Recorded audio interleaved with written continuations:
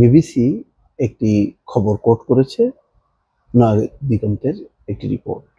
সেখানে বলা হচ্ছে, রাতের ভোটের ৩০ জেলা প্রশাসক এখনো গুরুত্বপূর্ণ পদে বহাল। রাতের ভোটের সেই ২০১৮ সালের যে নির্বাচন, সেই নির্বাচনের সময় ৩০ জন যে জেলা প্রশাসক ছিলেন তারা এখনো গুরুত্বপূর্ণ পদে বহাল আছে। আসলে তাদের কিছু করার ছিল কিনা সেটা একটা প্রশ্ন।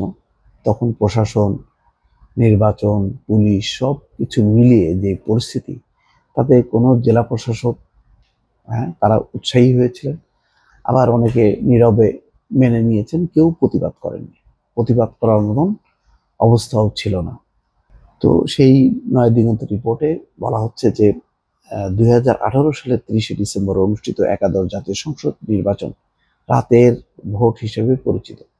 অন্তর্বর্তী সরকার দায়িত্ব নেয়ার প্রায় ৫ মাস হলেও এখন পর্যন্ত রাতের ভোটের সেই কারিগরদের বিরুদ্ধে ব্যবস্থা নিতে পারেনি। ওই নির্বাচনে দায়িত্ব পালনকারী ৩০ জেলা প্রশাসক এখনো প্রশাসনের গুরুত্বপূর্ণ পদে বহাল আছেন। ২০১৮ সালে ৩০শে ডিসেম্বর অনুষ্ঠিত এই নির্বাচনে আওয়ামী লীগ এককভাবেই ২৫৮টি আসনে জয়ী বলে নির্বাচন কমিশন ঘোষণা করে। এই নির্বাচনে ভোটার উপস্থিতি হয় ৮০.২০%। এর মধ্যে আওয়ামী লীগ প্রায় মোট ভোটের ৭৪.৪৪%। মানে গাঁজাখুরি একটা নির্বাচন, কলঙ্কজনক নির্বাচন, লজ্জাজনক নির্বাচন। সেই নির্বাচন নিয়ে শেখ হাসিনা আবার গর্বও করে যে আমরা জনগণের ভোটে বারবার নির্বাচিত হই। ছি ছি ছি, মানে কি ন্যাক্কারজনক ভাবে যে দিনের ভোট রাতে করা হয়েছিল। তার আগে বিভিন্ন সিটি নির্বাচনগুলিতে মহড়া দেওয়া হয় সেই রাতের ভোট, অর্থাৎ আগেই ব্যালট বাক্স ভরা, সারা রাত ধরে পুরো কর্ডন করে রাখা হয়। ৯টা ১০টা বা সন্ধ্যার পর বাক্সগুলো আনা হয় এবং সারা রাত ধরে স্ট্যাম্পিং করে বাক্সগুলি ভরা হয়। জেতার জন্য যতটুকু দরকার ৭০%, ৮০%। তারপরে আবার দিনের বেলায়ও ভোট দিছে। এমনও হয়েছে যে কোনো কেন্দ্রে ১০০-র মধ্যে ১০০, কে মারা গেছে, কে আসে নাই, কোনো না, নির্বিচারে ব্যালট বাক্স ভরানো হয়েছে।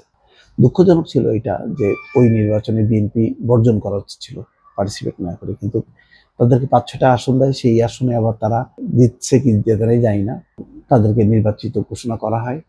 একটা দেখানো যে আওয়ামী লীগ কি পরিমাণ জনপ্রিয়, যে বিপুলে বিএনপি মাত্র কয়েকটা আসন পেয়েছে, এরা কি সরকার গঠন করবে।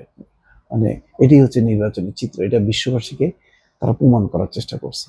পুরো ১৫টা বছর, ৮ বাদ দিলাম, ৮ নিয়েও বিতর্ক আছে কিন্তু ওইটা বাদ দিলাম, ১৪, ১৮, ২৪, পুরো জালিয়াতিতে আর জালিয়াতিতে। এই জালিয়াতির উপর বসেছিল উপরে শেখ হাসিনা। তার পতন হয়েছে, তাই তার একটা সমুচিত শিক্ষাও পেয়ে গেছে। এরকমই পরিণতি হয়।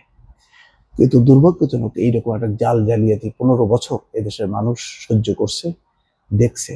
সমস্ত প্রশাসন কলুষিত হয়েছে, পুলিশ কলুষিত হয়েছে, বিচার বিভাগ কোনো কিছু বাকি নেই। তৎকালীন নির্বাচন কমিশনার মাহবুব তালুকদার তার নির্বাচননামা বইয়ে লিখেছেন, জনগণের কাছে এই নির্বাচন রাতের নির্বাচন হিসেবে পরিচিতি পেয়েছে। একমাত্র মাহবুব তালুকদার ছিল যে প্রতিবাদ করত। আওয়ামী লীগের নেতা কর্মীরা জড়িত থাকলেও রাতের ভোটের নেপথ্যের নায়ক ছিলেন তৎকালীন জেলা প্রশাসকরা। তারাই এই নির্বাচনে রিটার্নিং অফিসারের দায়িত্ব পালন করেন। এখন কি হবে এই তাদের ব্যাপারে? এতজন, ৩০ জন, তারা নিশ্চয়ই এখন জয়েন্ট সেক্রেটারি, এডিশনাল সেক্রেটারি বা সেক্রেটারি হিসেবে আছেন। কেউ হয়তো পালায়ও গেছেন। এখন প্রশাসনের এত গভীর ক্ষত, এটা দূর করা, মোছা রাতারাতি এটা অসম্ভব ব্যাপার। ভালো থাকবেন। আল্লাহ হাফেজ।